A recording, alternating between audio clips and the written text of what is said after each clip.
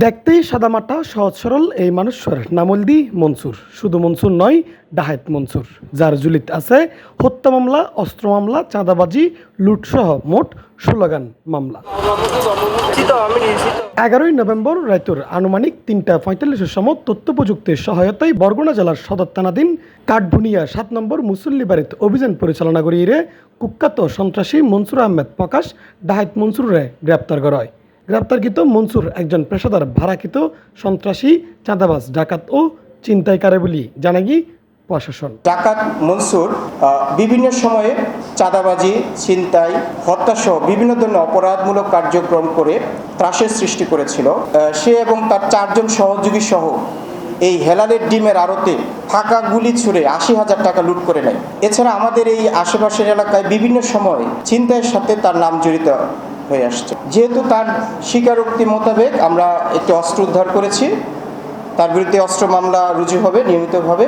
এছাড়া তার বিরুদ্ধে আমাদের সিএমপিতেই মোট 7টি মামলা আছে এবং দেশের অন্যান্য থানায় 9টি মামলা রয়েছে। টোটাল 16টি মামলা রয়েছে এই কুখ্যাত ডাকাত মনসুরের বিরুদ্ধে। তার অন্যান্য সহযোগীদের গ্রেপ্তারের জন্য আমাদের অভিযান অব্যাহত আছে। গ্রেপ্তারের পর তারা কুলসি থানাত আনিরে ব্যাপক জিজ্ঞাসাবাদের পর তার দেখানো মতে কুলসি থানাধীন রেলওয়ে ক্যান্টিন গেটস্থ কালবেটার পশ্চিম পাশে নালার মধ্যে মাটির নিচুত্তুন খালাফরুদ্দিন মরণ্যে উগ্র দেশীয় অস্ত্র এলজি ও 2 রাউন্ড কাত্তুস উদ্ধারপূর্বক জব্দ করা হয়। এই সংক্রান্ত কুলসি থানাত অস্ত্র আইনে মামলা রুজু করা হয়। উল্লেখ্য, গ্রেপ্তারকৃত মনসুরের নেতৃত্বে 4 জন সন্ত্রাসী গত 23 আগস্ট লাইতুর 3টার সময় ফাঁকা গুলি বর্ষণ করে ফাহাততলি বাজারের ব্যবসায়ী মোহাম্মদ হেলালর ডিমুর আড়তত্তুন 80,000 টাকা লুট করে।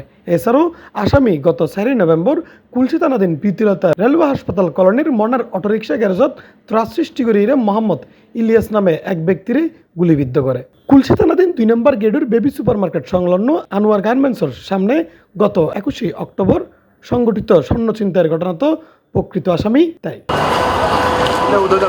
ইফতেখার নতিশন, C+, চট্টগ্রাম।